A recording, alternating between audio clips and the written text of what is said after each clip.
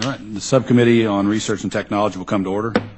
Good morning, everyone. Welcome to today's hearing entitled Keeping America First, the Federal Investments in Research, Science, and Technology at NSF, NIST, OSTP, and the Interagency STEM programs. In front of you are packets containing the written testimony, biographies, and truth and testimony disclosures for today's witnesses. I'll now recognize myself for 5 minutes for an opening statement. I'm pleased to call to order this morning's hearing to examine the fundamental science and research activities at NSF, the National Institutes of Standards and Technology, known as NIST, and the Office of Science and Technology Policy, OSTP. We have circulated a discussion draft, and I want to emphasize it's a discussion draft of legislation that would reauthorize basic science research and education programs at NSF, NIST, and OSTP, and strengthen coordination of science, technology, engineering, and mathematics, STEM education programs across the federal government. I'm pleased the majority and minority staff had an opportunity to review the discussion draft carefully and identify areas of agreement. We have asked NSF, NIST, OSTP, as well as other stakeholders in the university and business communities for their comments about the discussion draft. We look forward to a thoughtful and productive dialogue. Scientific research is essential fuel for America's engine of innovation. Research-driven innovation is critical for American businesses to remain competitive and world-class in a global marketplace. Additionally, educating our children in the STEM fields is crucial to their futures and to the future of our nation. NSF spends nearly $7 billion of the taxpayers' money every year. Congress has a responsibility to work with leaders at the NSF and the National Science Board to ensure that these taxpayer dollars focus on high-priority research. The first act discussion draft affirms our commitment to high-integrity science and transparency of research results. The proposed legislation improves transparency of taxpayer-funded research by making more information available to the public about awarded grants and how they promote the national interest. Furthermore, it is consistent with steps the NSF is already considering to improve accountability, which have been approved by the National Science Board. As it relates to STEM education, if leading the world in the high-tech sector and achieving the innovations of tomorrow are an imperative goal of the U.S., American students and America's education system must excel in the STEM fields. Unfortunately, America lags behind many other nations when it comes to STEM education. American students rank 23rd in science and 31st in math. We must improve these numbers substantially if we expect to remain a world leader. We must engage our nation's youth to study science and engineering so they will want to pursue these careers.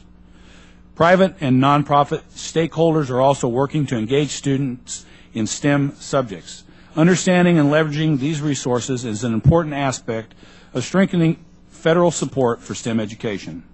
The first act discussion draft improves coordination for federal STEM programs and recognizes the importance of industry investments in outcome-oriented STEM education efforts. Another key part of this discussion draft is the Technology and Research Accelerating National Security and Future Economic Resiliency Act. I did get that out. Or Transfer Act, of which I'm a co-sponsor and which has been endorsed by a long list of business and nonprofit organizations. The research and development conducted at our nation's universities, research institutes, and national laboratories have served as a basis for many technological breakthroughs that have driven American innovation and our economic growth. In order to bolster American economic competitiveness, the Transfer Act will improve technology transfer and accelerate commercialization of federally funded research and development at our nation's research universities and laboratories, in part by encouraging stronger R&D partnerships among universities, national laboratories, and businesses. Basic research funded through our nation's science agencies has provided the basis for many of the technology breakthroughs that have kept America and our universities at the scientific forefront. They have also helped create new industries, innovations, and jobs that have boosted our economy and strengthened our economic competitiveness. As our country continues to face a fiscal crisis, part of our challenge is how to achieve the most benefit from our limited resources, both now and in the years ahead. We recognize that returns on these long-term investments, including expanding STEM education, may take many years to be realized fully. Also, as we anxiously await the results of the work done by our colleagues who are taking part in the budget conference negotiations, we also recognize that in a time of tight budgets in Washington, it is even more important to preserve as much stability in federal funding as possible. I want to reiterate that what we are reviewing is a discussion draft, not final legislation, and on both sides of the aisle, the staff and the members are working together to come up with a final piece of legislation that will benefit our country.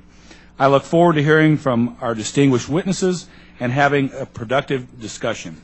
At this point, I now recognize the ranking member, the gentleman from Illinois, Mr. Lipinski, for an opening statement.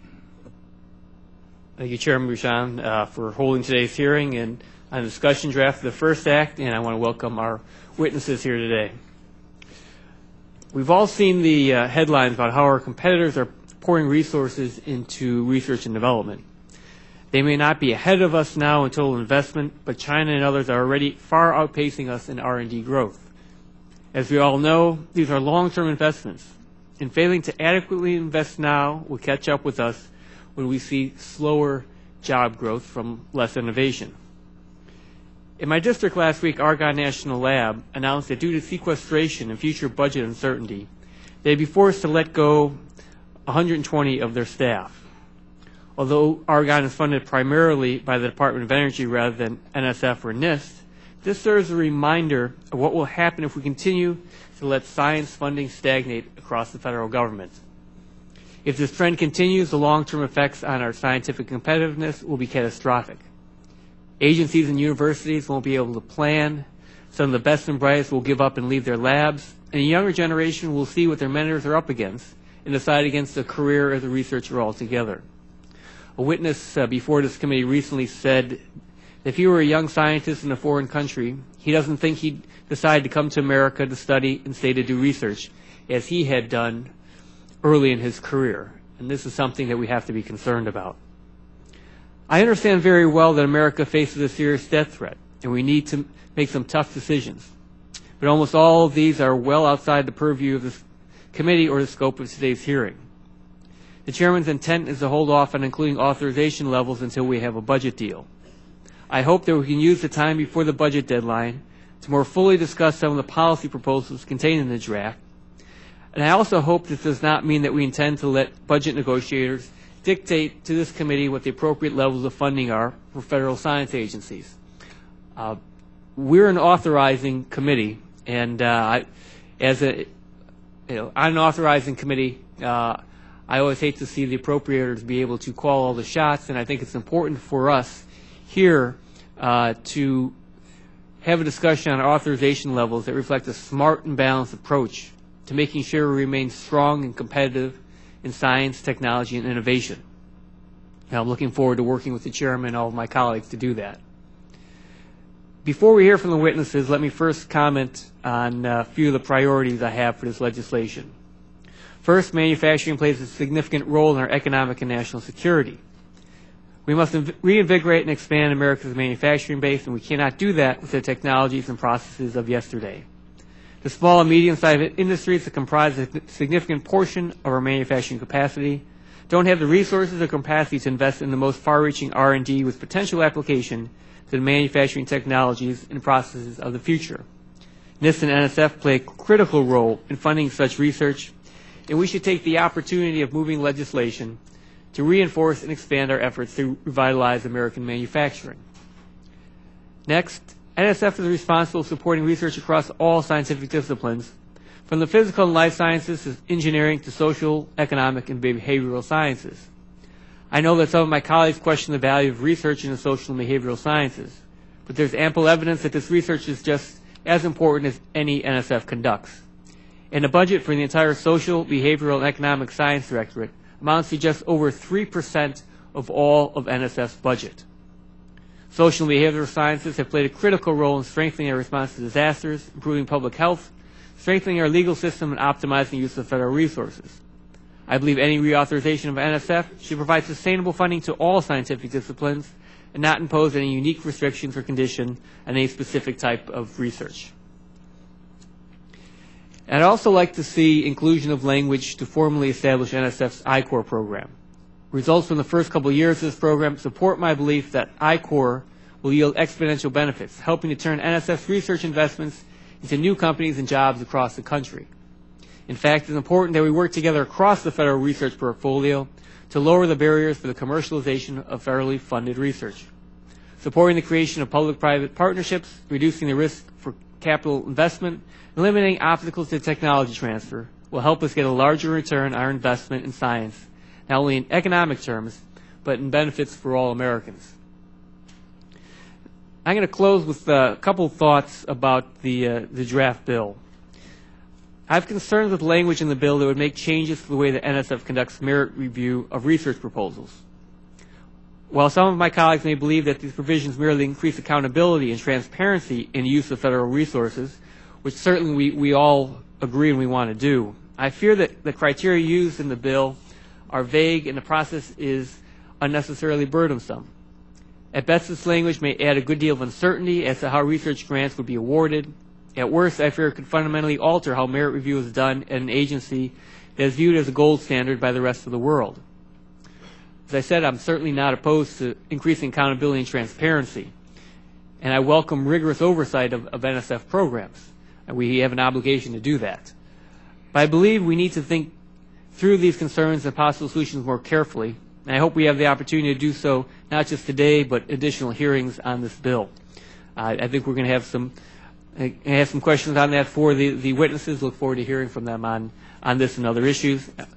I want to thank the chairman, and I yield back the balance of my time. Thank you. At this time, I'm going to recognize the ranking member of the full committee, Ms. Johnson, for her statement. Thank you very much, Mr. Chairman. And let me say thank you to our witnesses for being here this morning. The Science Committee, perhaps more than any other committee, is where we lay the groundwork for long-term economic growth and prosperity. It is here where we make a decision to continue or to cede the U.S. leadership in science and technology. It is here where we make the decision to plant the seeds for the fruits of U.S. science to grow into new companies and jobs, improved health, strengthened national security, and improved quality of life for all Americans.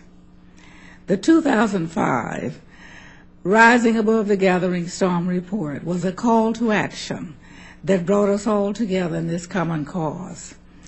Democrat and Republican, Congress, and the administration.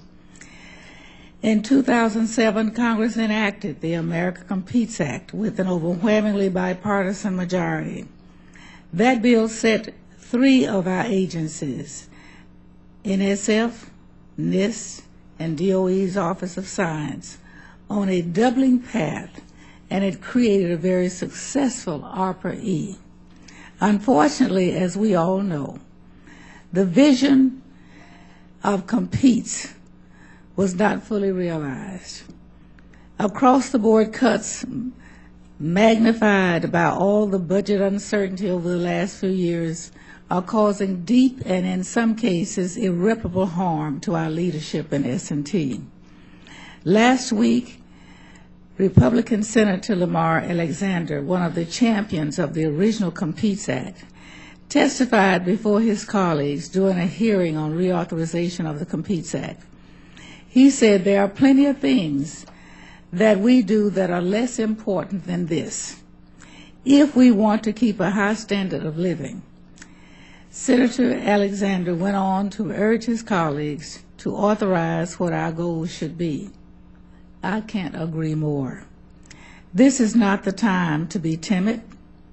This is not the time to send a clear message to the appropriators of our priorities as authorizers.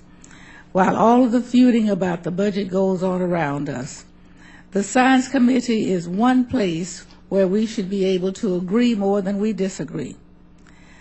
We did so successfully for many years, even during divided government. It is my hope that we someday can do this again. I have been troubled by the occasions over the past year where that spirit of bipartisanship has broken down and where science has at times seemed to be under siege. We need to get back to the approach of legislating that has served this committee well for many years, and certainly the 21 years that I've been on it.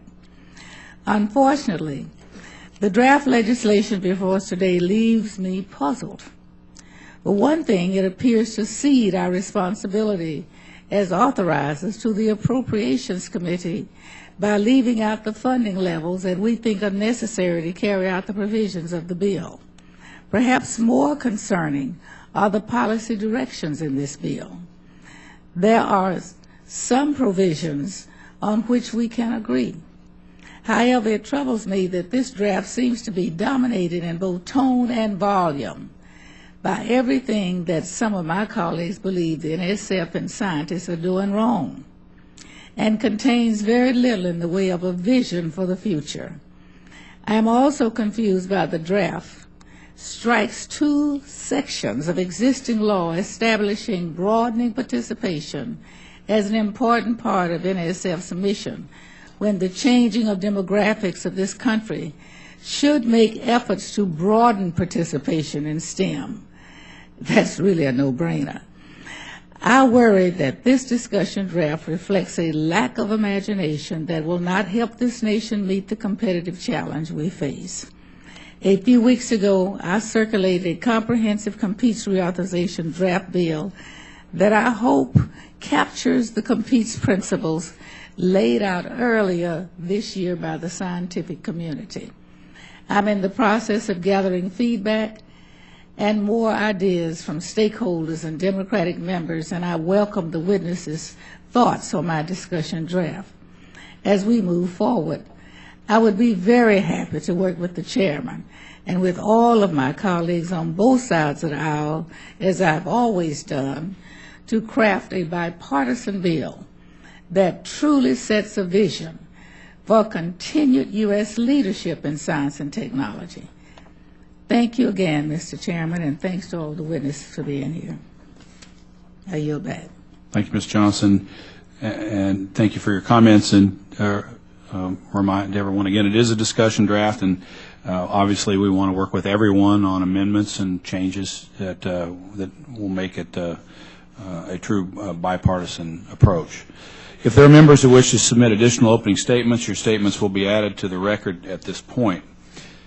At this time, I'm going to introduce our witnesses. Our first witness today is Professor Richard Buckeyes of Purdue University.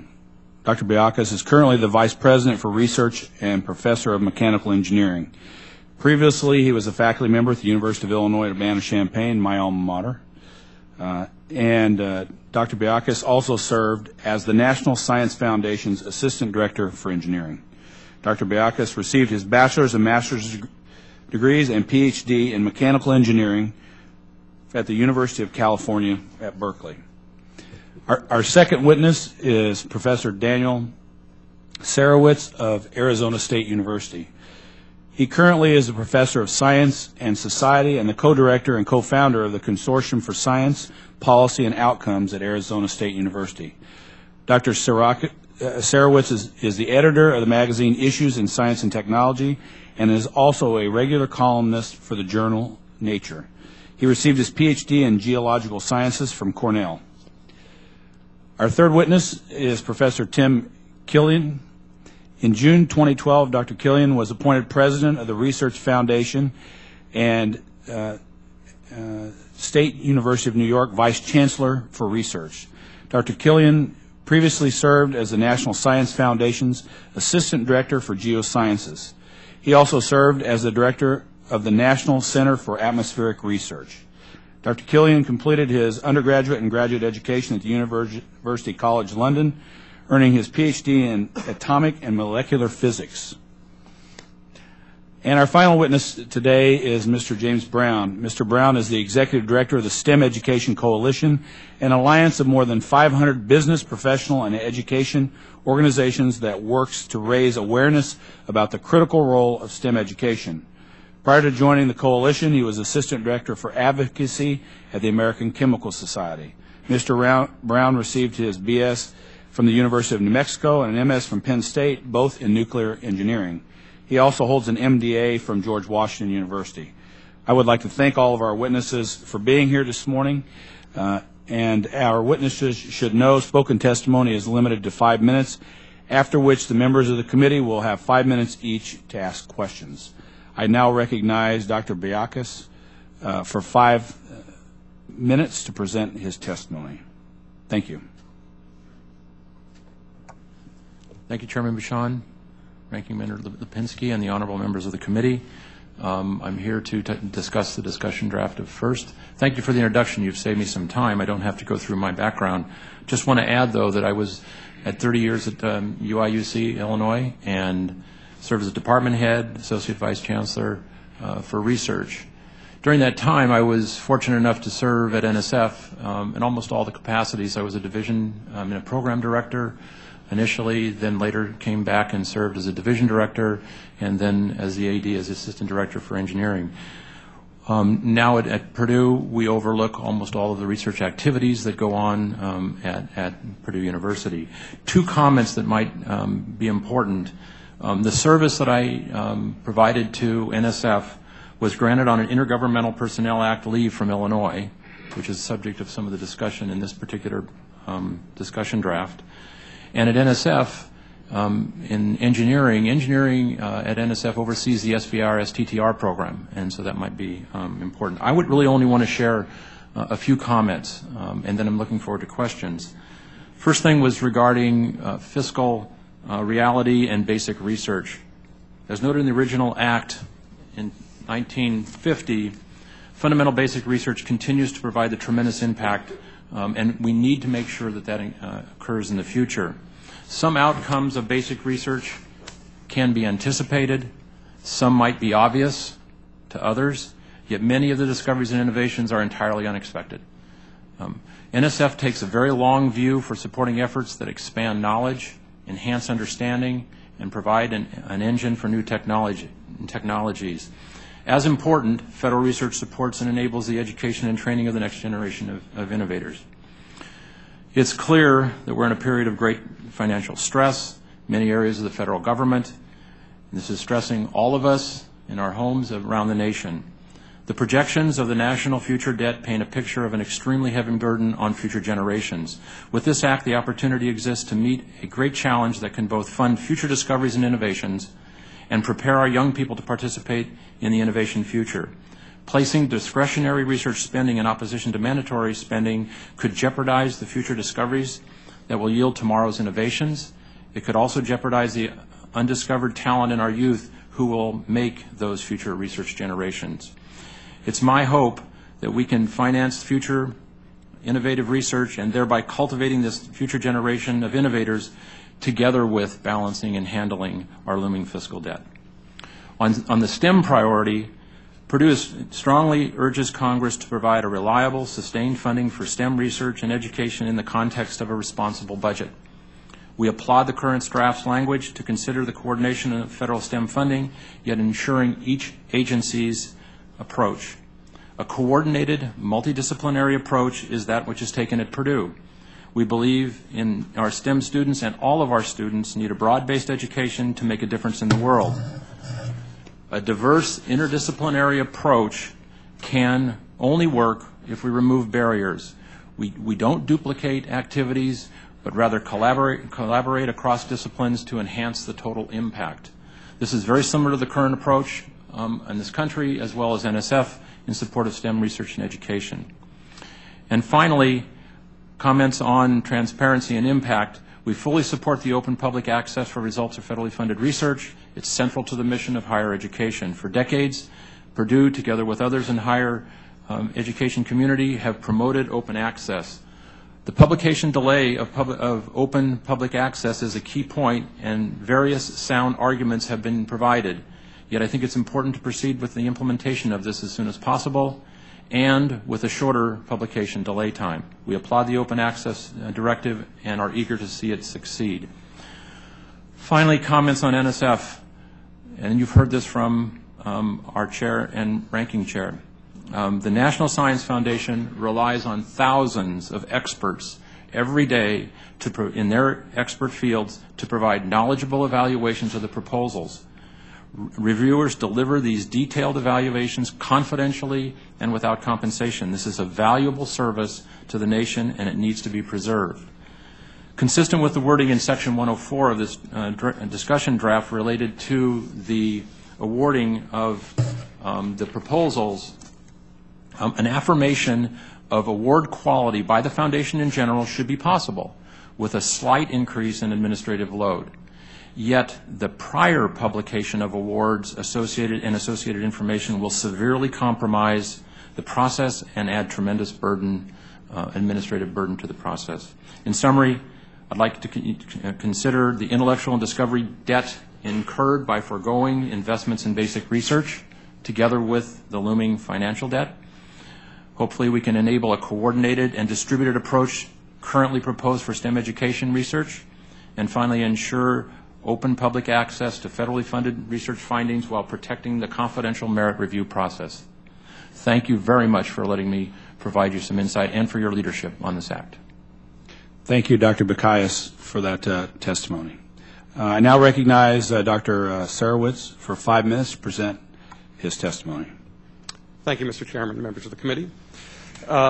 I want to begin by bringing to your attention the cover story of the October 19th issue of The Economist, which was entitled How Science Goes Wrong. The article investigates the question, can the scientific community by itself assure the quality of its research results? And we've all been taught to believe that it can, through peer review, the scientific method, and a culture of skeptical inquiry.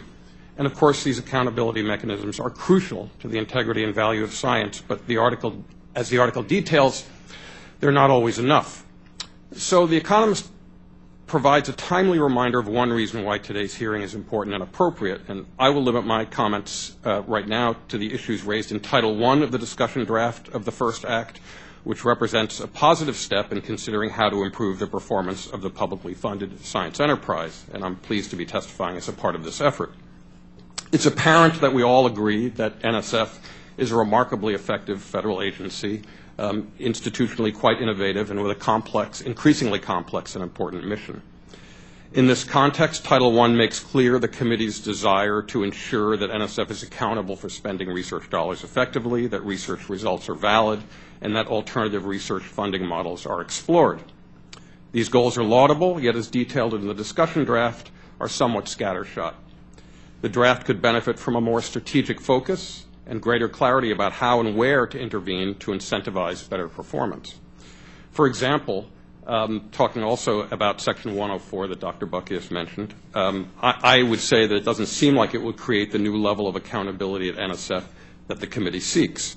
I don't see it as interfering with peer review as articulated, but the list of 8 criteria that would be used to determine if a grant is worthy of support seems so general that it could actually act against the committee's aims by adding a meaningless rubber stamp to the grant approval process. The key strategic goal here has to be to maintain and improve the integrity, capacity, and productivity of NSF, despite the fact that federal support for science is not likely to increase significantly over the next several years or more, and despite the fact that competition for limited resources is likely to grow ever more fierce. The committee could work with NSF and other R&D funders to explore a range of approaches to improving accountability, public value, and sustainability of the enterprise. Let me mention just 5 possibilities that I think are not typically considered. NSF could ensure that peer review panels give full consideration, as required in NSF's proposal guidelines, to both of NSF's review criteria, intellectual merit and broader impacts.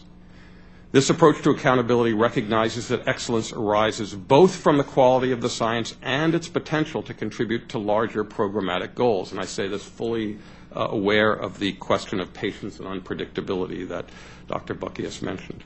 In this regard, NSF would need to expand its definition of peer expertise to allow for competent assessment of broader impact. NSF could implement a process to identify and reduce hype in proposals.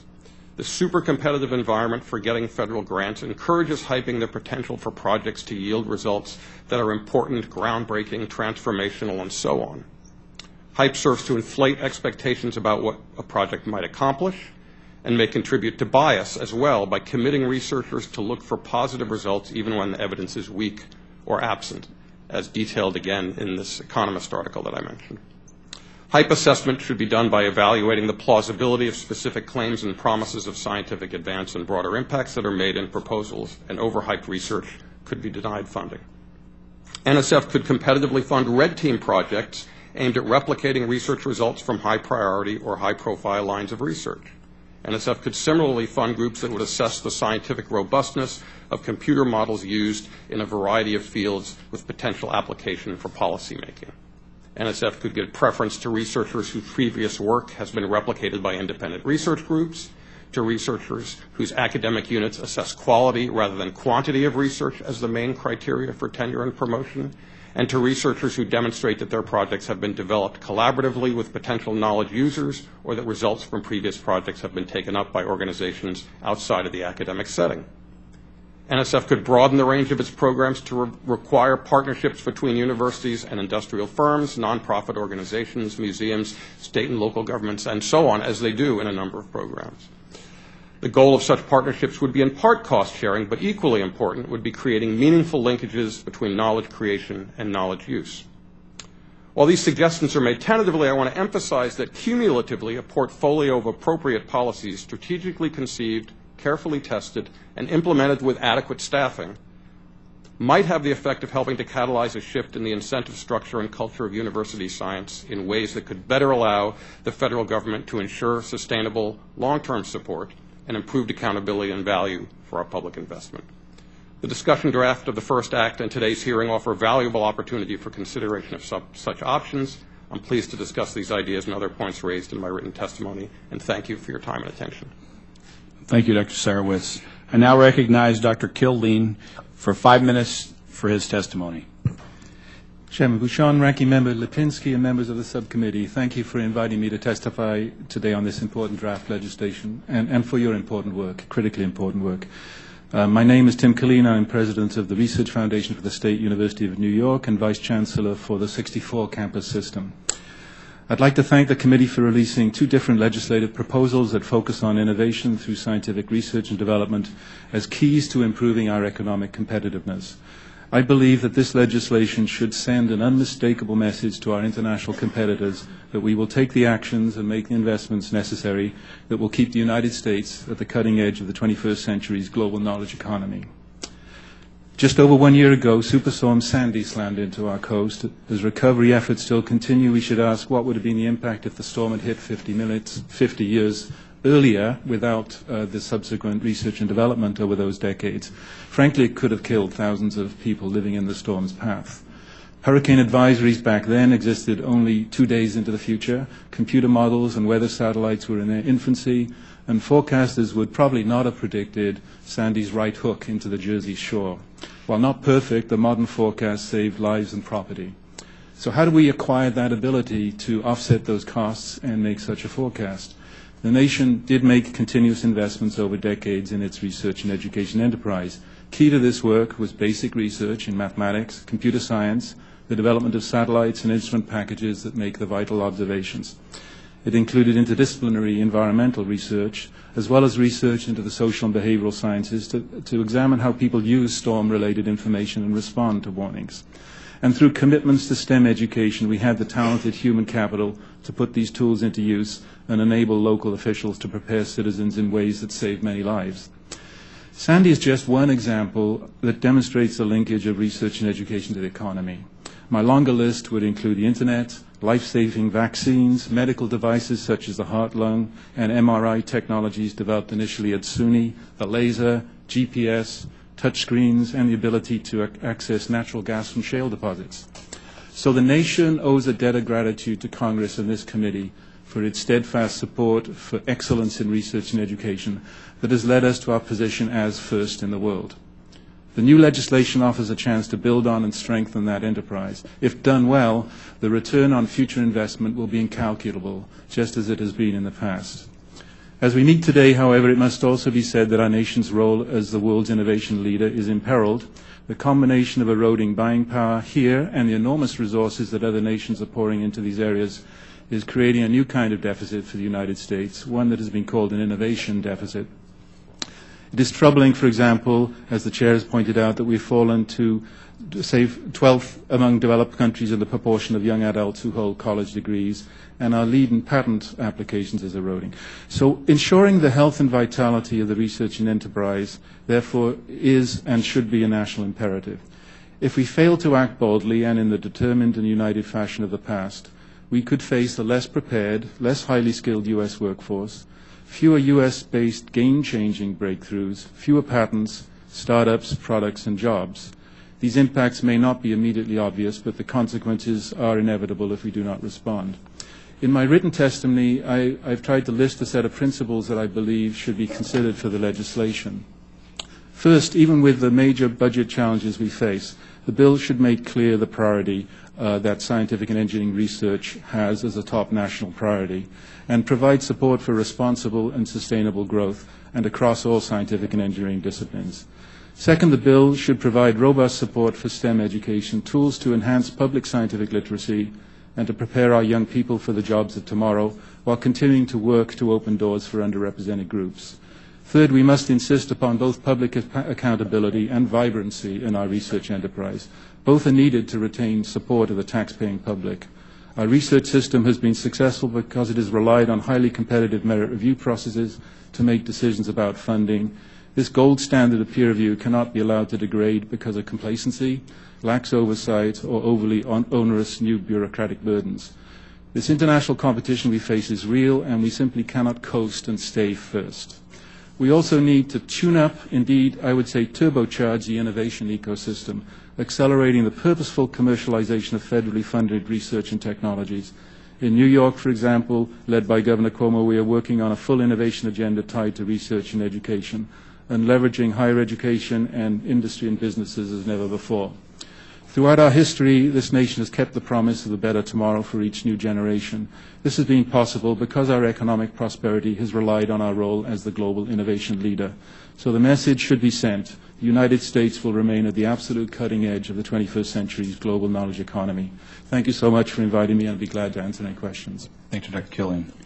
I now recognize Mr. Brown for 5 minutes for his testimony. Well, first, thank you to the committee for the opportunity to be here today and offer our coalition's views on the draft legislation that's before us and on issues related to federal STEM education policies. As you mentioned in your introduction, we're a very broad coalition, but what unites us is the belief that we need to elevate STEM education as a national priority. At the end of our testimony, our written testimony, there's a list of the 35 members of our coalition's leadership council, which inform our policy positions and which guide our activities. I'm fond of mentioning a couple of statistics whenever I talk about this topic that I think really clearly illustrate the challenge that we have, both for our coalition and for the country. A 2011 poll showed that 93% of parents think that STEM education should be a top priority for the United States.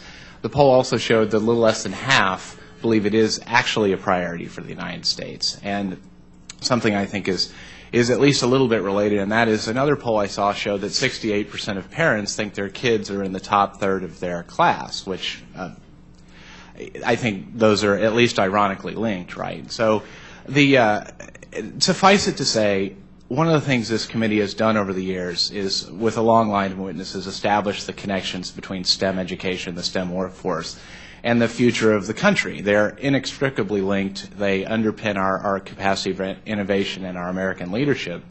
I also think the parents are onto something else, and that is that they get a very clear sense that STEM education, the STEM fields, are where the best jobs of the future are going to be. And if you look at the statistics as an aggregate, the STEM fields have higher salaries, lower unemployment, and I think just parents get that sense from looking at the world around them. That's where the future is going.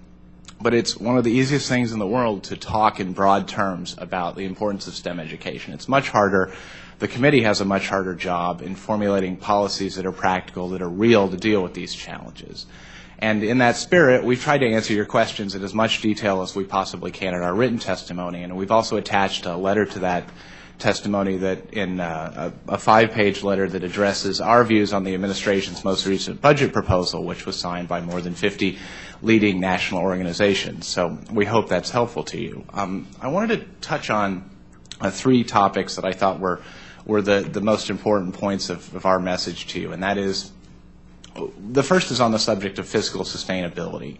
The other witnesses have acknowledged this, and I think it's absolutely clear when you look at the budget environment of today and you look at the challenges that we face that the federal portfolio of more than 200 different STEM education programs across multiple agencies is in need of a very serious overhaul. But that overhaul, if we're to do the service that our kids and our future innovators deserve, has to be based on evidence, and it has to be based on stakeholder input, and it has to be capable. We have to make decisions as a country that will scale up the programs that we think work, and that will improve or will eliminate the programs that are not working over time. And you emphasize this in your opening statement. This has to be a long-term process.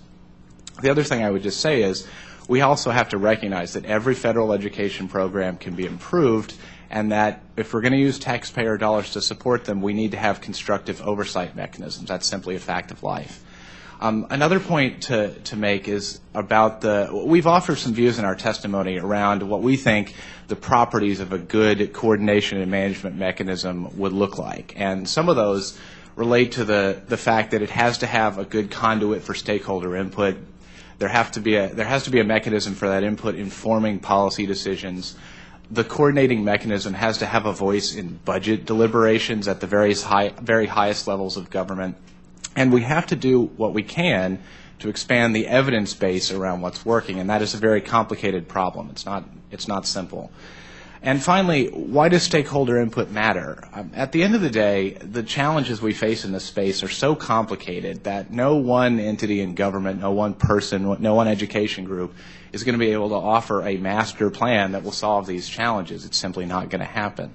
So we have to work together across party lines, across disciplinary lines, and across the boundaries of federal agencies to make it happen, and we have to do it over time. And the last thing I would just echo, and it's something you mentioned in your opening statement, Mr. Chairman, and that is we have to be persistent. This is a long-term challenge, and I hope what we can do with this draft legislation is set in place a process that will get at this challenge over time. Thank you. Thank you very much, Mr. Brown. I'd like to thank all the witnesses for their testimony. At this point, remind members that the committee rules limit questioning to 5 minutes. And at this point, the chair will open the round of questions. I recognize myself for 5 minutes. Dr. Buckeyes, in your opinion, yes or no, does the proposed first bill have any what you would call congressional interference in the peer review mechanism for evaluating grants at NSF? Can I do yes and no? It's your prerogative.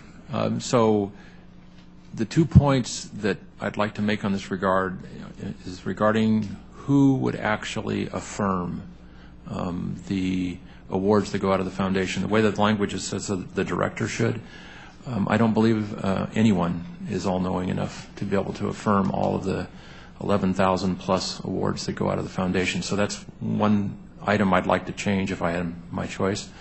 The other one is in Section C, where it talks about prior announcements of awards before they're awarded.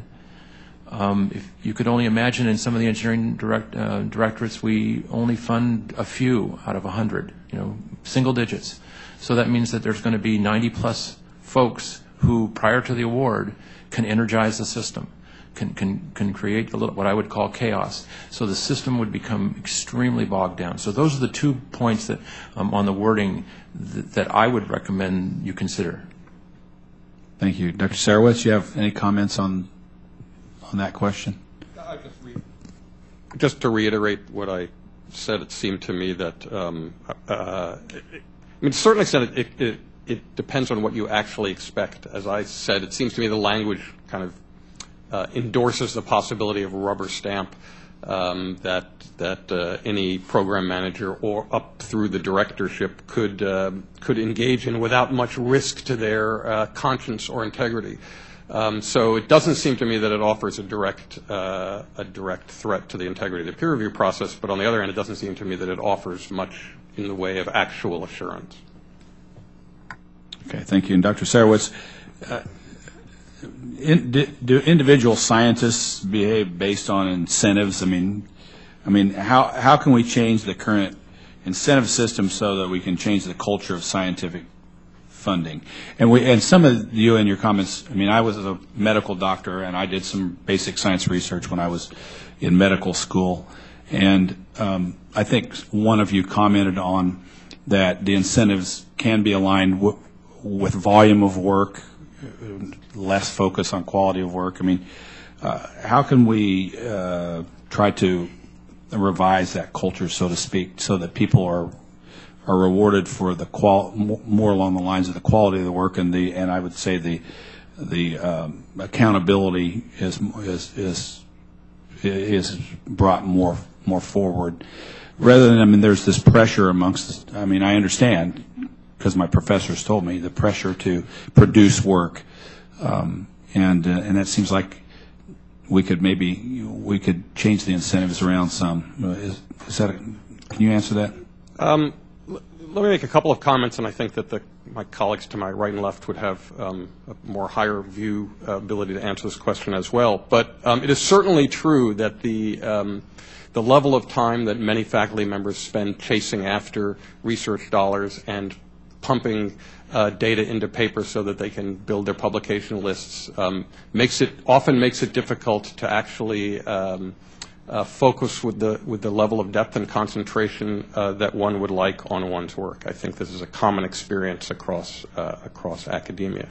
I think there are ways to deal with that. I think much of this has to do with the culture of academia itself, and I think many universities are experimenting with different ways to try to address it. I've suggested a few things that I thought could be done on the NSF end.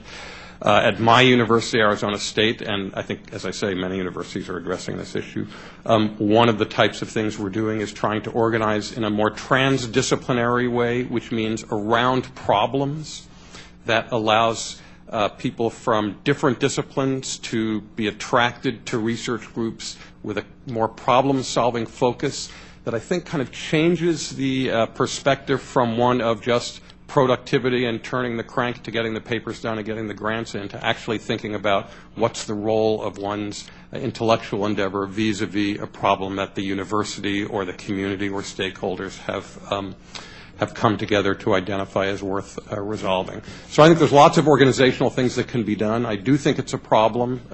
It can't be addressed with a simple quick fix. Thank you. I yield back now. Recognize Mr. Lipinski for his line of questioning. Thank you, Mr. Chairman. Excuse me. The last NSF reauthorization I had authored, so of course nothing's going to be nearly as good as what I authored.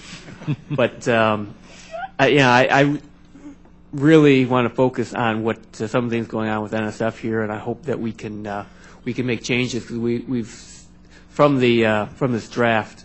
Because we certainly have heard some issues. I just want to sort of follow up on what the chairman was asking, and with Dr. Buckeyes, and also get Dr. Killian to add in here if he has anything. You were talking about Section 104. The new review requires the director make an affirmative determination of the awards in the national interest worthy of federal funding and meets one or more list of potential outcomes. And Dr. Sarowitz had pointed out that he pointed to the eight areas that one of those had to be met, but this is an and, so it has to meet all three of these. One issue is what is the national interest, and how do you define that? That's I don't know if I really want to get into it. That gets to be I'm not sure if that's very broad or very narrow, and that's something I think we really need to work out. But leaving that aside for the moment, Dr. Buckeyes had said that one person could not be able to affirm the 11,000 plus awards. Is there any way to that such an evaluation could be carried out? Do you see this as a need for this? I mean, besides the fact that one person couldn't do it, the director of NSF doesn't have the expertise, the ability to go through 11,000 plus. Is this, what other comments do you have on instituting such a another review? So the current process is one where you have multiple peers assessing the merit. That goes to the program director. The program director has to then justify why the award will be made or not, and then the division director has to sign off. And so as a division director, I would read all of the evaluations of all the awards we're going to go through and all of the ones that were on the border. It's a very detailed process already. And so I think that two-level review, I think it works really well. That's why my point is, I think the wording, as you've noted, they're all but I think that those could be justified. And so I really don't think that we need to make a major change. I mean, I think your point here is you want an affirmation, and I think that's a very reasonable thing in general. But I just think putting it onto one person is the hard part. And Dr. Killian, do you have any thoughts on that? Microphone. Comments about the prior notification, and also his comment about single person affirmation. The program includes all of those peer review commentary and the program director review and write up and the division director sign off. And then the portfolios of grants are then further looked at by committees of visitors that come in periodically to look and see whether the balance is right. So I do worry a little bit about every proposal conforming to a specified set of criteria, because we're talking about, and that's why I use the word vibrant in my testimony, we're talking about scientific inquiry that includes following leads that may not take you anywhere, that includes setting hypotheses. So scientific inquiry is not necessarily always reliably, predictably serving a particular element of the national interest. But I think the portfolio has to do that. The basic Organic Act mission statement for NSF really speaks to the national interest, and all of those and statements are all directly relevant and are addressed often in these reviews. There's another comment I'd like to make about Section 104, in that if the director of NSF were to affirm, then it would take that person, he or her, out of the appeal process, which is also another part of the current mechanisms that are in place. As the division director signs off on every grant, the AD looks at the balance, enough young investigators, geographic, disciplinary, collaborative. The committees of visitors come in. Then if an investigator gets declined and wants to appeal that decision, there's a very formal and rigorous process at NSF for that appeal, and it goes up through two courts, the assistant director, and I managed several of those appeals during my stay, and all the way to the division, to the director of NSF. So I think that would also be influenced. It had to be some other mechanism to ensure right of appeal for a declined proposal. So I have those comments about that Section 104. Thank you. Mr. Collins, recognized for 5 minutes for your questions. Thank you, Mr. Chairman. I want to thank all the witnesses for coming today. I think it's an important hearing. As a mechanical engineer, I've spent my entire business career in engineering-related and science-related companies. And I think certainly we're here today with budget deficits and the relating debt out of control. It's important that we help Americans understand the importance of funding for the programs where this hearing is referring to, and the impact that funding has on future economic growth in the United States. Basic R&D and government help in commercializing that R&D is certainly a proper and a vital role of government. So, Dr. Killian, a fellow New Yorker, a question for you, and I'll start with a point of interest. I've had a long-standing relationship with the State University of New York at Buffalo as both a mentor to the Center for Entrepreneurial Leadership and also the annual Panache Science Competition. So I know the great work that the university does. SUNY and the State of New York have embarked on a series of efforts designed to take advantage of the role research can and should play in the innovation and economic growth. And we often hear in Washington that the states are the laboratories or the incubators of innovative public-private partnerships.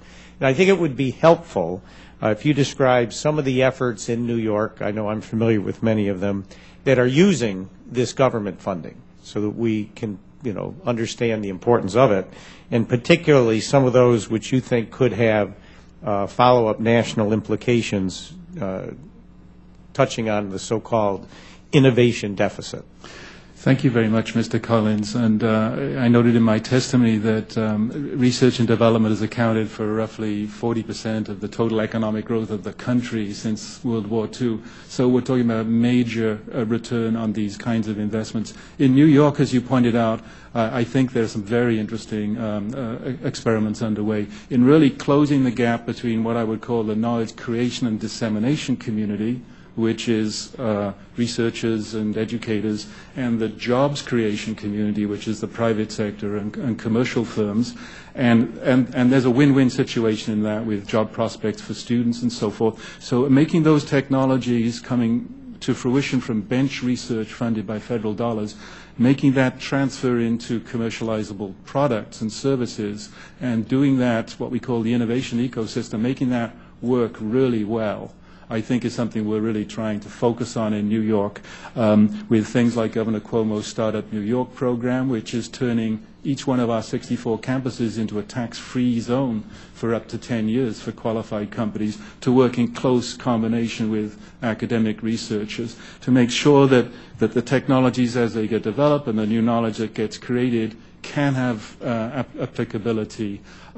We also have entrepreneurs in residence so that professors and investigators who may not have any affinity or experience with writing a business plan or forming a new startup company can get help to along the way. So I would say that shortly that the innovation ecosystem is a system that is actually as weak as its weakest components. So we need to tune those components up, going from the discovery class research all the way through to full-blown commercialization, and make sure that we don't lose traction along the way, so that the fruition of the federal investments are seen in the economic development. And I personally believe that there is much more that we can do in that, and I believe that New York is going to set the path, blaze the path to do this extremely well. Well, I agree, and I again think, when we have these budget deficits and the country saying, why do you spend money here and not here, everyone has a good case to make for the money they spend, but I think it is important that we connect those dots, which you're talking about, between basic research and then ultimately getting it out and creating jobs with it. It's not enough to just do the research, put it on the shelf as an academic exercise. And I've noticed in New York, at least, we're emphasizing that in an important way. So appreciate that input. If I could make a last sentence, I really applaud your work and that of Mr. Kilmer with the Transfer Act, because I think that really is homing in on a particular piece of the innovation ecosystem that really needs that kind of bold support. Thank you. Well, that's what we refer to as the valley of death, where the ideas come forward, just hasn't quite attracted a business partner. So currently there just isn't that funding available, and the Transfer Act will allow universities to help attract a level of funding to help bridge the gap in that valley of death, and it has bipartisan support, and hopefully that's something we can move forward on very quickly. Thank you all again for your time. Thank you. I now recognize Mr. Kilmer for 5 minutes. Thanks, Mr. Chairman, and thank you all for coming to address us today. I think this is a big deal. This is part of my excitement about being on this committee. I used to work in economic development in Tacoma, and we had a sign on the wall that said, "We're competing with everyone, everywhere, every day, forever," which I always found terribly intimidating. But, I think, if you look at the genesis of Competes and Rise Above the Gathering Storm, I think it is a shot across our bow in terms of what it takes to increase our global competitiveness and prepare tomorrow's workforce. And it was done initially in a bipartisan way, and I think that's the hope here as well. Several of us on this committee, as part of the New Democratic Coalition, have worked on developing a set of principles to guide the reauthorization of competes legislation. And in reviewing this draft, there's some overlap, including in the legislation that was just discussed about dealing with the Valley of Death and improving proof of concept ideas or seed money for projects that can lead to commercialization. At the same time, I think as drafted, this neglects some, I think, very core issues around the lack of funding for basic research and the lack of an innovation title. And I want to ask initially, at least, about the lack of an innovation title. As drafted, the first act doesn't include any directed authorizations for programs such as the Regional Innovation Program. The reauthorization of a program authorized in the 2010 competes legislation to help spur the development of regional innovation clusters, or in general, any pilot that continue to examine ways to push innovation on a regional level. I'd like to address the first question to all of the witnesses. Do you feel it's important to include an innovation title in the first act, and specifically if you can speak to the ideas around regional innovation clusters?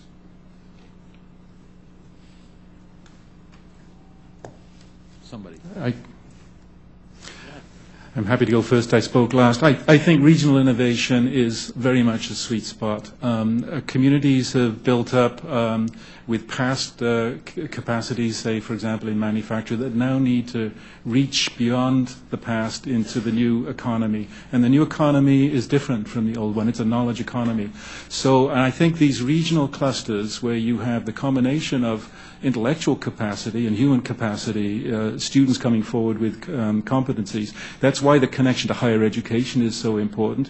You have the flow of talent, you have the intellectual setting of the the interdisciplinary kind of collaboration that's needed, and you put that in a regional setting where there may be specific things. So in New York, the Regional Economic Development Councils have been very successful in forging that. So I would personally strongly support an innovation title. Let me reinforce that and add a little something to it. Dr. Killian has mentioned a couple times the notion of an innovation ecosystem, and I think those who have been doing research on innovation systems have come increasingly to appreciate the importance of regional connections. And if you go back and look at the origins of Silicon Valley and the Route 128 corridor around Boston, what you see is the role of DoD in catalyzing all the different elements of the ecosystems. So they were aggressively funding basic research at universities in the context of the defense and military mission, but also in the context of trying to increase the flow of experts that they could then hire into the defense system. But they were also providing funding for startup firms. They were negotiating intellectual property agreements, helping negotiate intellectual property agreements between faculty and small startup firms. And from this ecosystem approach that DoD took in the late 1940s and early 1950s, grew, of course, these innovation powerhouses around Boston and Palo Alto. So I think it's really important to take both a regional approach and an ecosystem approach in trying to understand how to intervene in these systems. Well, the only thing I can really add to that is, and it goes back to the previous testimony in July on the Transfer Act, the recommendations that are in Section 421 here, I think will have an impact. At Purdue, we have evidence that we've done very similar things with an endowment, and we can show for federal support that when you provide some proof of concept or development funding, we can show a 40% increase in licensing rate over a 35-year history when you invest this way. So we're very supportive of the Transfer Act and what it can do in general. I just note that our time has expired, but I don't think I have anything to add. Thanks. Thank you, Mr. Chair. You're welcome. Recognize Mr. Schweikert for 5 minutes. Thank you, Mr. Chairman. And I don't want to get too off track here, but there was some couple basic questions I wanted to sort of get my head around. And Dr. Sarowitz, just as a bit of background, you actually staff this committee. The gentleman in the red vest was my esteemed boss. Uh-oh. Okay, we'll talk about whether he was a good boss or bad boss later. He was a wonderful boss. Okay. I hand you a clean slate and say, we're not going to model the peer review mechanics, the way we distribute funding, the methodology we do it today isn't going to be the model we built back in the 1950s. But literally, I'm going to ask you to design a modern system based on, the speed of distributive information, the way the world works today. How different would it look? Can I get back to you next year on that, Mr. Schweikert? Well, no, it's a great question because and I can't answer it directly, but I can say that many of the issues that the committee in this draft bill are dealing with are the legacy issues of a system that was created largely in the 1950s and that created the initial conditions that now we see in the system that we have. And I think that much of what is being discussed today is about how to move away from a really oversimple view of innovation that started with ramming some resources into the basic research end of things and having those diffuse out into the private sector. We all know that's not how the system works. Well, it's particularly today, and that's the nature of my question, is, let's face it, it's a turbulent, you never know what the next discovery is going to be. Sometimes it's in someone's garage, sometimes it's in a lab, somewhere's here, and it's on the internet. And I have this great fear we're still operating in this sort of silo mechanic. And besides my other great concern, which I would love others in the panel who are willing to go there, in sort of a peer review process when only a small number are getting funded, having read some of these, they almost sometimes read more like marketing pieces. And my fear, and you all know, there's literally, grant writing consultants out there that actually have marketing backgrounds, helping academics write grants. So, there's something horribly wrong in the way the silo works. So what would you change today when we're working on it legislatively? Yeah, so I'll just talk for a second so I can let my colleagues contribute here as well.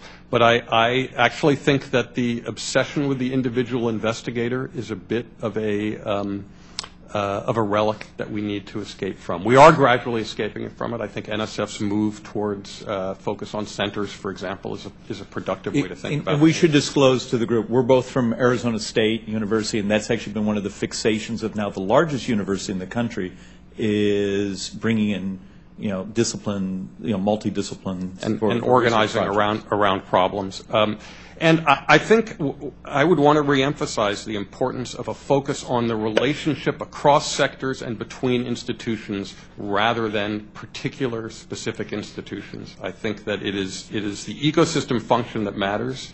And certainly true that the weakest link in an ecosystem can compromise its function, but we focus much less on the interactions than we do on the individual components, and I think that is the key to addressing the sort of kind of rethinking that you're getting at, Mr. Schweikert. But I would be interested in my colleagues' and look, comments. and it's always great when you give everyone 60 seconds to answer one of the great questions of life. Doctor? Yeah, can I just give you two principles that I would put as foundational? You have to invest in the genius of our scholars and our people. Okay, you don't want a top-down system. You want the best ideas come from the genius of the people. But isn't that one of the design problems we have today? We have very much sort of an ivory tower system that we're sort of trying to break apart. But the people have the ideas, and so if we start to tell them what the ideas are, we won't get the best ideas. The other principle, I think, is certainty. There's so much uncertainty now, we're losing a cadre of innovators that will never come back. So we need some certainty in the system. Okay, in 15 seconds. 15 seconds. It's a great question, and I think there are many factors to it. The peer review system, it's like a garden. It needs to be tended. There are bushes and flowers and so forth. I do think there are some new historic forcing functions that have to be taken into account. And NSF, in my experience, does a fabulous job of these kind of discussions and experimentation. One would be the first past the post model of peer review needs to be opened up to more collaboration, which is what your question's driving at. Well, and I know we're over time, but I've always had this curiosity of why isn't there a level of almost crowdsourcing in the review process. Absolutely. On a very large scale as a purifying effect. And that's for a future round. So thank you for your time, Mr. Chairman. Good question. Thank you. I now recognize Ms. Esty for 5 minutes. Thank you, Mr. Chairman. Mr. Brown, you haven't had a chance to speak for a while, so I think it's time for a question for you. In your testimony, you spoke about the poll finding that only 1 in 5 college students found that they were adequately prepared, well prepared in high school through the STEM disciplines. I'd like to follow up on that. We've been researching this pretty extensively in Connecticut, and we've seen the difficulty schools are having in supporting STEM education and making it accessible to students, particularly, frankly, in the lower grades. And I've introduced something called the STEM's Jobs Act, which is focused on enhancing professional development, again, especially in these lower grades where frequently our educators are not, this is not their field. This is not what they're comfortable with. And I'd like, from your point of view as Executive Director of the STEM Ed Coalition, what you think the best way the federal government can be successful in encouraging STEM support for the teachers, particularly in these lower grades?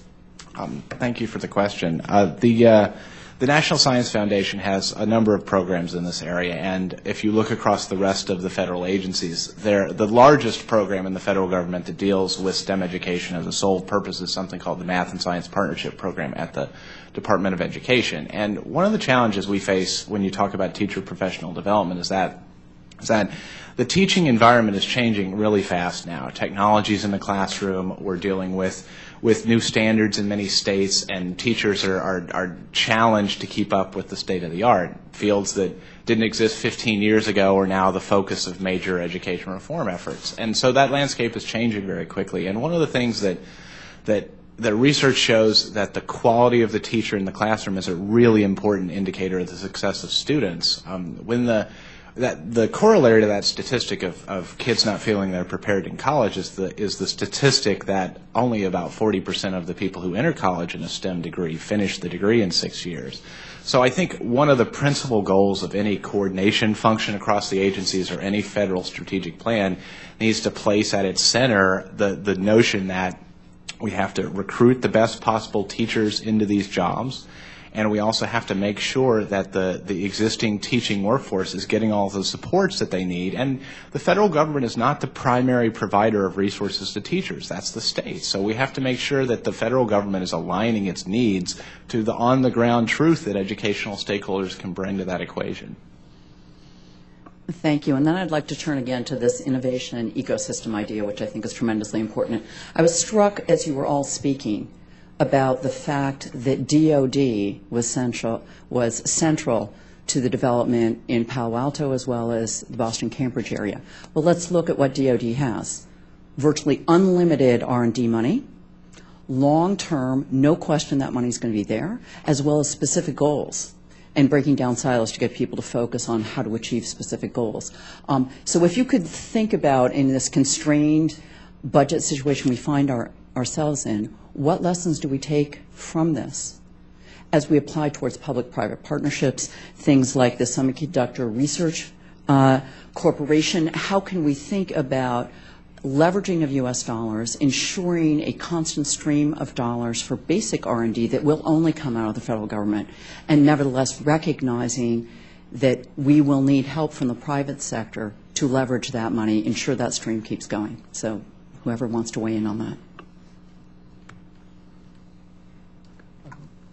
Just briefly, first of all, I think you have captured exactly the essence of the problem. Let me add 2 other things about DOD. I mean, you mentioned the mission. That's very important. Another is that it is and was both the entity that commissioned the R&D and was the user of the product. So it could hold those who were doing the R&D, their feet to the fire to produce what was necessary. And then here's another key point. They had a pretty high price point. It's not that just they spent a lot of money on R&D, which they did. They spent a lot of money on procuring things, and they could do things like spend $30,000 for a 40-pound GPS receiver. That was the first one that was going to be used as a prototype that then created some confidence in the producers that they could then spin this out for civilian applications. Very difficult to reproduce that in the civilian sector. But I do think one of the keys is close understanding between the users, potential users of the information, and those who are producing it. And often this gets people who are advocates for basic research a little edgy because they think it's about controlling the agenda of basic research. That's not the case.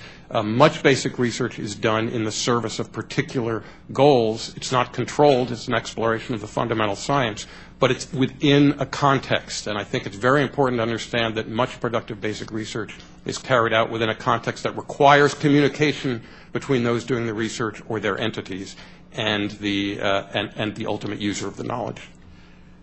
I'd just like to add, if I could, it's another perceptive question. I think it's all about partnering and partnerships have to be authentic and they have to be conducted with integrity and all of the accountability layers and transparencies that are needed. But I think there is an opportunity here to open up the throttle on our R&D enterprise, largely writ in this country, to close those gaps, to develop policies that allow those intellectual properties to flow and ebb and flow. This is not to take anything away from basic research. It's an and. Basic research is absolutely essential and needed in order to enable these kinds of larger scale public-private partnerships that can drive regional economies. And we've seen that, and we have examples of that happening in our state. Do you want more? So just one quick comment. Partnerships other than the federal government are going to be important to every one of us. We have approval from the Board of Trustees at Purdue now to fundamentally change our intellectual property so that we can be what I would call true partners now with industry rather than a remote partner. And so we hope that we're going to become the preferential partner in some cases, but our goal is to be much better partners with folks than we've been in the past. Thank you all very much. Thank you. I now recognize Mr. Holmgren for 5 minutes. Thank you, Mr. Chairman. Thank you all for being here to discuss this very important subject and important legislation that's going to be before us here. Scientific research funded through NSF, NIST, OSTP are such an important piece of America's innovative ecosystem, as we've all been talking about this morning. And it's crucial, especially in a time like this, fiscally challenging times, for us to ensure that our money is spent in the smartest possible ways. I'm also greatly concerned by the administration's proposed STEM reorganization, which many in the scientific community were equally caught off guard with. I'm glad this committee will continue working with the stakeholder communities, the people actually on the ground and in the classrooms, to ensure our STEM education proposals are in the best interest of our children and the disciplines we hope to make more accessible to them. Mr. Brown, I wonder if I can focus this to you at first. What has been your reaction to the proposed STEM reorganization, and how does this draft legislation address potential concerns in the STEM education stakeholder communities? Well, first, I'd like to thank you for stepping up this Congress and becoming one of the co-chairs of the STEM Education Caucus. It's nice that you and Mr. Lipinski are co-chairs and on this committee. One of the things I mentioned in our written testimony, we cite a lengthy letter with the views on many different aspects of the administration's budget proposal. I think you characterized it correctly in terms of the reaction from the community. In fact, the nature of that proposal and the sort of sweeping changes that were proposed with very little stakeholder input and with very little clarity on how the missions of programs proposed for elimination would either be kept or integrated into other efforts and across agencies, across appropriations bills. I think that the budget proposal itself has raised this issue of needing to create a more formal mechanism for stakeholder input into STEM education programs, which is it may be somewhat of a blessing in disguise, considering that despite all these concerns, if you look at how it's reflected in the appropriations process we have, it hasn't really gone very far. So if the result of that process is to create a better stakeholder mechanism, I think we've made some progress there. But I would like to give the administration credit for giving us a good example of how things can work the right way. And that's last summer in July, the President announced, I believe in the Rose Garden, a $1 billion STEM Master Teacher Corps initiative. And it's frankly kind of hard not to default into my Austin Powers voice when I talk about something like that. But it was a really large investment, and it was news to a lot of the people in this room. And that's a great challenge, but I'm not sure that everybody looked at that as being vetted with the community and having the right kinds of input. And to the administration's infinite credit, they got a large group of stakeholders together and worked on this problem for about 6 months and produced something in the budget proposal that was a $35 million, very focused pilot program that recognizes the challenges in creating a national STEM master teacher corps. That's the kind of process we like to see on a much larger scale. Thanks. I'd open this up to all of you if you'd have some thoughts. We certainly have already discussed much about the post-secondary education and STEM efforts within a formal setting. But I'd like to get your perspective on the importance of utilizing informal science education institutions, such as museums, as an avenue for STEM engagement that cannot always be made in the classroom, especially to earlier grades. We're so spoiled, those of us who spend time here in Washington, D.C., just the incredible museums we have. I feel the same way in Chicago, of just amazing museums. I was down at this Museum of Science and Industry just this week. I was back visiting with them and seeing some of their latest exhibits. So inspiring, able to walk around and just see the faces of young people excited about science through that. I wonder if you could talk a little bit. I only have a minute left, but would love to hear your thoughts, if any of you have thoughts of some of those informal settings that can inspire and be a key component of the ecosystem of STEM education. We all want to do this. We all want to do At NSF, under broader impacts, many of the proposals do talk about informal education. And so when we're funding activities in, say, even basic research, the broader impact side can address informal education through museums. And I don't have the data, but I was absolutely amazed when those folks come forward with the impact that museums and informal education can have in this country. Very quickly, yeah. We've had fabulous interactions with museums, also with the informal science education group in Education and Human Resources at NSF. Museums, our interest is in getting citizens engaged in discussions about science and technology and their social implications.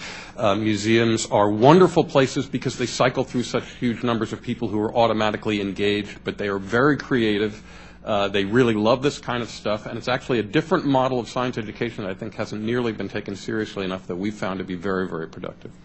I would just add a sentence, just generalizing your very, very astute comment. I think experiential learning in all settings, at all levels in the educational, has been shown to give better outcomes in terms of STEM competencies and just public affinity for science. Museums are great. It can change people's lives to have an active, hands-on, experiential opportunity, post-secondary, pre-secondary, and we need to do that at an enterprise level in order to really attract the best capital, human capital, to the table. Can I add one quick point to that, which is it has curricular implications, too. We've discovered that through museums, getting students interested in the social aspects of science and technology then gets them interested in the science and technology itself in ways that they wouldn't have been beforehand. My time's expired, but I do want to just say thank you. We all agree how important this is. I do have to tell you, they're nervous, again, with some of the proposals that have been coming out, and we're shocked. So ask, again, any way we can be working together, linking arms, of just making sure everybody understands how important this is and that we're not pulling the rug out from this key component of museums that absolutely spark interest, certainly in young people, but even in parents that get to go along with their kids and things. So with that, Chairman, thank you for your generosity and the time, and appreciate you holding this hearing. Thank you. I yield back. I now recognize Mr. Peters for 5 minutes. Thank you very much, Mr. Chairman. Thank you, gentlemen, for being here. I want to go back to something we talked about a little bit more, an observation that there's seems to be a little bit of inconsistency in the draft with respect to streamlining and with respect to this national interest. And I guess the observation I'd have is that the system we've developed for science, this peer-reviewed system, has proven so effective because it's been independent of the government. And we don't do a lot of supervising of what basic scientific research would be because, and by its nature, we don't really know where it's going to lead. So does it strike you as inconsistent with that to add this overlay of a governmental judgment on whether it's in the national interest? Does that concern you at all? Dr. Killian, maybe? Well, the thing that, if I have a concern, it's mostly the message that this bill will send out to the world. In fact, that and as my testimony indicated, I hope it's a vibrant, enthusiastic. Let's take on the 21st century U.S. can-do kind of, rather than one that seeks to find the constraints and stiffen the sinews. I think my personal experience with NSF, it's a magnificent national asset. And we don't want to throttle it back, nor do we want to have the self-policing get to a point where there are clear infractions of integrity and accountability. So this is a delicate balance that you have to face. We need to unleash the high-performance aircraft here, and recognizing a lot of the flaps are going to have to be moving to keep it stable and flying, and not limit the opportunity space. Yeah, it strikes me that we're the envy of the world in what we've created. We've done it, and we've respected that innovation happens outside of this building, to say the least. And for us to be putting anyone in judgment of what's in the national interest in that context seems to me to be shooting ourselves in the foot. The other thing I make an observation of is that with respect to streamlining, we're asking in Section 301 that the Office of Science and Technology Policy look at regulations trying to make streamline, and now we're adding this Section 104 new requirements that would increase the administrative burden on NSF and on its researchers. So it just seems to me that we ought to be combing out of this the interference that the government would pose on a system of scientific research, not just with NSF, but across the board, including things like NIH, that has proven to be so innovative and productive, and has set us up as the leaders in science in the world.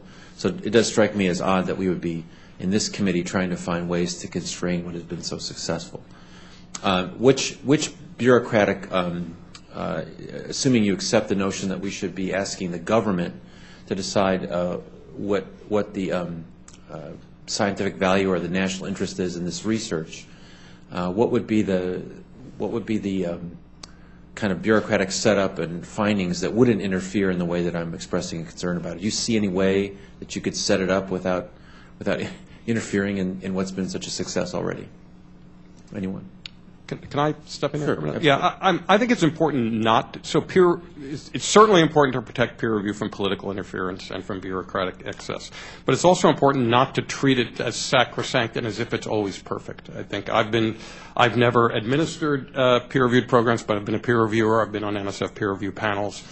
So I'm familiar, and I've been the subject of peer review, both positive and negative. So no one thinks it's perfect, and I think that it's important to understand how to improve it, especially in a time of fierce competition. Getting back to the Economist article that I opened my statement with, I think there is evidence, in fact, that the peer review process is not up to some of the tasks of dealing with the challenges of a highly competitive, highly kind of hype-driven enterprise. So I think we need to take that seriously, and I think it's really important to have this discussion. As I've said, I'm not particularly attracted to the specific provision of Section 104, right, but I do think the goal of being smarter about this is appropriate, and I think that NSF's response this summer in basically refusing to talk about what its process was did not serve it well, because, in fact, they should be proud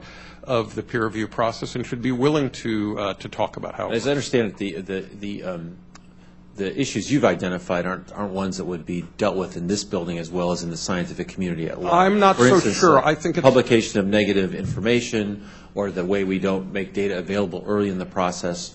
Those are all things that could be done without a determination of whether a specific scientific research project is in the national interest. This is My time's true, expired, but sir, Congress is often very good at providing signals that allow NSF to act. Different issue. But thank you very much for being here. Appreciate it. Thank you. The chair now recognizes the Congresswoman from Wyoming, Mrs. Loomis, for 5 minutes. Thank you, Mr. Chairman. And I thank our witnesses for being in attendance. My questions are going to evolve around how to create a sustainable path to fund research, especially basic research. Now, we know that under the stimulus bill, there was an additional $3 billion that was provided to the NSF. Other research agencies saw similar injections of funding. So these were one-time funds. Is it better to have steady funding at a sustainable level, or do these one-time injections help stimulate an area of research that is really cutting edge? Dr. Buckeyes? Thank you. This is a great question. There's no question that the stimulus funding energized a tremendous number of activities in this country. Well received, and I think the research that was performed was just superb. I'm going to go back to my principles, though. Certainty will help our innovators and our young people get into basic research. And if we don't have some certainty, then I'm really fearful that we're going to lose a whole generation of potential discoverers. So I would argue, if you gave me a yes or no, to go for certainty. But when you plunk down and if you have a national challenge and you put funding out there to solve that problem, you're going to get great ideas too. So I don't want to say that it's an either or. But I do really worry about the future of the country, the debt we're going to have if we don't have these folks being the true innovators. So certainty, I think, would take precedence. Does anyone else differ? Dr. Killian, I see you nodding. Absolutely agree with that. I was at NSF when the stimulus package came, and I could cite many wonderful things that transpired from that. But if you're looking at steady growth, I think that's the recipe for a real muscular program going forward. If success rates for proposals drops to single digit, you can imagine a young 35-year-old who's gone through all the hard classes and is ready to do things for the country and the national interest, bringing all that to bear. And she has to write 10 proposals for a chance to get an award to liberate that energy. That's not really enough. So we need a way to manage the process so that the human capital can actually be brought to the table and these brilliant young investigators participate in the future of R&D development, which I think is Dr. Buckeyes' point. Anyone else wish to weigh in on that particular issue?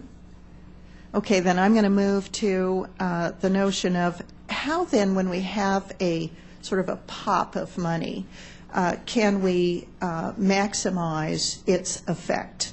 Dr. Buckeyes, you mentioned earlier the notion of identifying those truly brilliant individuals and providing them with the resources they need to maximize their benefit to society.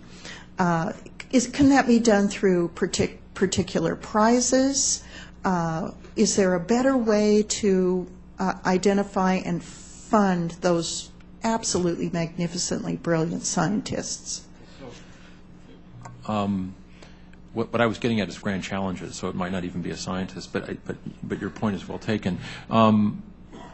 Prizes, I think, are an interesting approach, and I think it goes back to this crowdsourcing idea. I think we're going into a kind of a new era where maybe some of these kinds of ideas could actually challenge our young people, and we might see some very creative activities. I'm back to this point where, the genius is in the individuals, and we've got to get it out, and the way to get it out might be some kind of a prize situation, or a moonshot, another Sputnik, something that will actually challenge the young folks to actually be very, very creative and get into this business. Anyone else? If we had flat funding, which in this environment seems to be more realistic, and then had these little pops of additional funding, how could that be utilized most effectively, especially with regard to basic research? Anyone? Well, what comes to my mind is the hardest decisions at NSF are the declination decisions. And if you're leaving on the cutting room floor so many wonderful ideas that, a pop sounds great. Any pop sounds great. If you're representing a community that's vital, that's integrated, that's moving out, that's got great ideas. So I wouldn't dismiss anything that would provide us, the scientific and technical and education communities, with forward momentum. That's what we need, forward momentum to grasp the challenges that we've talked about before of economic development, of new knowledge creation, of retaining our status as first in economic competitiveness. Thank you. My time has expired. Thank you all, gentlemen. Thank you. The chair now recognizes the Congresswoman from Florida, Ms. Wilson, for 5 minutes. Thank you, Mr. Chair. Over the past decade, inflation-adjusted wages for the bottom 70% of income earners have actually fallen. A key reason for this unacceptable decline is the decline of manufacturing and other sectors that offer high-paying jobs and offer good wages. There's a responsible and sustainable way to address this crisis of jobs and wages. We must invest in innovation. While it's essential that we reauthorize America Competes, I have deep, deep concerns about the first act as it now stands. We need to maintain our focus on research to boost competitiveness, but I fear that the new stipulations in this bill are focused more on regulating the efforts of scientists who do not need burdensome new federal oversight. Can either of you speak to why the Innovation Services Initiative was eliminated under the Manufacturing Extension Partnership MEP program in the current draft? The initiative's purpose has been to help small and medium-sized manufacturers lower their energy consumption, greenhouse gas emissions, and environmental waste. I've always believed that efficiency and cost saving were bipartisan values, and given the recent events in the Philippines and the most recent report of the Intergovernmental Panel on Climate Change, it strikes me as highly irresponsible to eliminate efforts to deal with the mounting problem of greenhouse gas emissions. Can you speak to why you believe the Innovation Services Initiative was eliminated?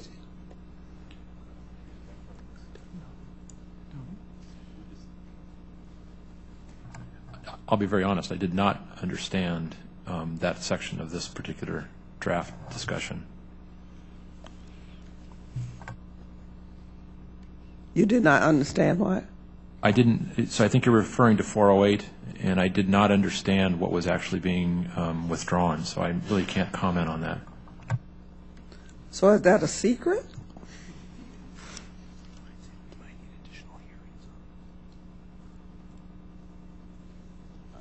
I think I can speak for us in saying that overall we are sympathetic with the position that you're articulating, but can't speak to the specifics of the point as made in the bill. Oh, okay. So perhaps we need additional hearings on that particular initiative before you can.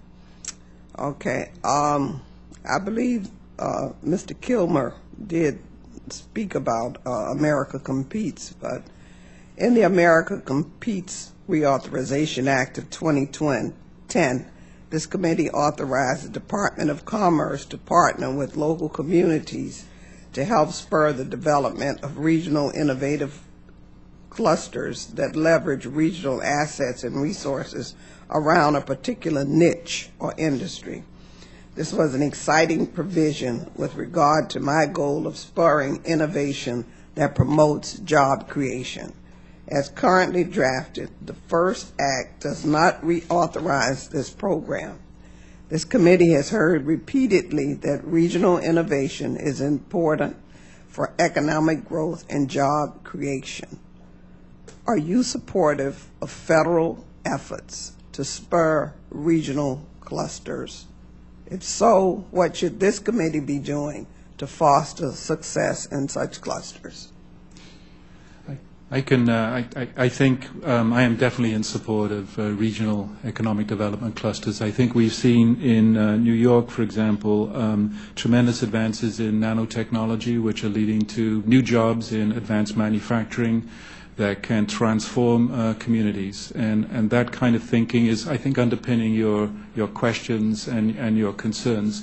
And we talked earlier in the hearing about an innovation title to this draft discussion bill, which I think might well add value to that along the lines that you're suggesting. Thank you. Anyone else? No one else is supportive of the federal efforts to foster clusters? No, I think you heard we are supportive. Good. Yeah, we had before you were able to come to the hearing, a similar colloquy with Congresswoman Esty, and I think all indicated that we think that this is where the action is to a considerable extent. Okay. Thank you. I'd like to now ask unanimous consent that the gentlelady from Oregon, Ms. Bonamici, be recognized for 5 minutes. Without objection, the chair does recognize Ms. Bonamici for 5 minutes. Thank you very much, Mr. Chairman, for holding this hearing, and thank you to the ranking member as well, and for allowing me to participate, even though I'm not on this subcommittee. It's a very important issue. In the district I represent in Oregon, innovation is key to the economy, much of which depends on STEM and high-tech fields. And even though I missed the testimony, I was in the Education Committee, I assure you I read the testimony, and the word innovation is mentioned multiple times, not only in your testimony, but also in the proposed legislation. And business leaders often describe innovation and creativity as a key to economic growth, global competitiveness. And like my colleagues, I hear from technology companies about the need for more STEM graduates, and from constituents and educators who know that keeping students interested in STEM requires interdisciplinary education. But how do we assure that we have innovators? As this committee considers legislation to reauthorize America Competes Act, and in any STEM education discussions, I urge my colleagues to consider the potential that integrating the arts and design, broadly defined, into STEM education and the role that that can play in developing innovative minds. Research shows that educating and engaging both halves of the brain can help to foster innovation and do more to keep students engaged. And this potential is why our colleague, Representative Aaron Schock, and I have started a bipartisan STEM to STEAM caucus where we promote the integration of arts and design into STEM learning to engage students, to develop their creativity and critical thinking skills, and to encourage them to pursue and stay in STEM careers. Now, there was a recent issue of Economic Development Quarterly, and they talked about a study. Here's just a part of the abstract. Governments, schools, and other nonprofit organizations are engaged in critical budget discussions that may affect our economic development success. The assumption is that arts and crafts are dispensable extras. Research suggests, however, that disposing of arts and crafts may have negative consequences for the country's ability to produce innovative scientists and engineers who invent patentable products and found new companies. And that's one of the reasons why the U.S. Patent Office was at our kickoff of the caucus, very interested in this issue of assuring we have an innovative workforce. So I want to ask Dr. Buckeyes, I hope I said your name right. In your testimony, you talk about federal research and how it enables the education and training of the next generation of innovators. And you say that our STEM students and all students need a broad-based education to make a difference in the world. So can you talk about that difference that a well-rounded, broad-based education makes in fostering innovation? Thank you for this question. I couldn't have asked a better one. So Purdue, when you add up our engineering graduates and our technology graduates, graduate the most of those in the country now. Our president has very clearly made a statement that we believe in a broad-based education. We believe that if you're going to succeed in this world today, it cannot only be the STEM disciplines. We have 2 A's, by the way, arts and agriculture. Clearly support this concept. Interdisciplinary activities, which you referred to, are also central. People need to understand that the problems and the issues that are facing this country and facing this world aren't going to come from one discipline very much longer. And so we need to generate graduates who understand the breadth of problems that we're all going to see. very supportive of all your comments. Thank you. And Dr. Killian, you mentioned workforce development in America Competes and indicate you'd support research into understanding how students learn STEM and how to best teach students in STEM fields. So is there room for improvement in the curriculum? And I'd also like Mr. Brown to respond to that as well. Yes, I think there's always room to improve the curriculum and to improve the cognitive gain that students get. And I love your perspective on STEM. It's an all-hands-on-deck kind of world we're living in. We need to engage all primary stakeholders in solutions that are meaningful for society.